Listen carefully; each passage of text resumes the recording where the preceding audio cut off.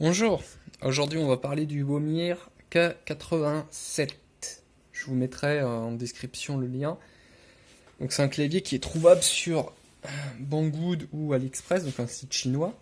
Il coûte environ 75 euros et il a un RGB magnifique.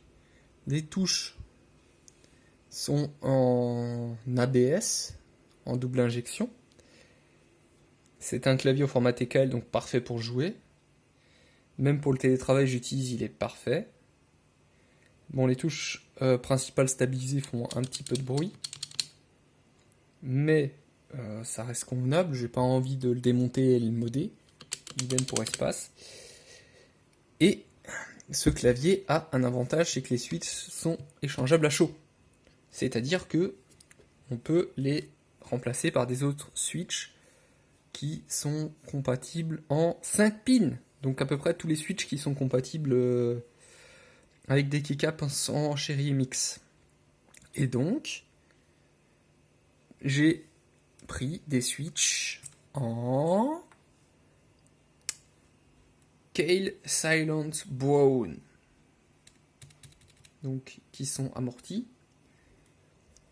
Pour quand je retournerai au bureau, j'aurai un clavier de travail mécanique, silencieux, avec un RGB magnifique pour avoir un boost en fin de journée. C'est merveilleux. Et les sensations de tactilité et de frappe avec ces switches sont juste géniales. D'origine, le modèle était livré avec des Gateron Brown, qui sont corrects pour le prix, même si je les trouve un petit peu qui cuinent, on va dire, qui attachent un petit peu à la sensation de frappe. Là, ceux-là sont juste parfaits. Et bien sûr, je vais pas préciser, mais c'est un clavier en QWERTY. Bon, on peut toujours acheter un jeu set de touches et rechanger le layout dans Windows, ça c'est pas gênant. En tout cas, c'est un produit que je recommande fortement. Moi, je m'en sers 3 jours sur 5 pour télétravailler. Le vendredi, c'est le K68 et le mercredi, c'est le clavier en Click Blue de chez Action pour le moment. Donc n'hésitez pas à me dire si vous voulez voir d'autres types de produits de ce style, d'autres claviers, etc., d'autres types de switch. Là, la tactilité est vraiment géniale. On entend quasiment rien.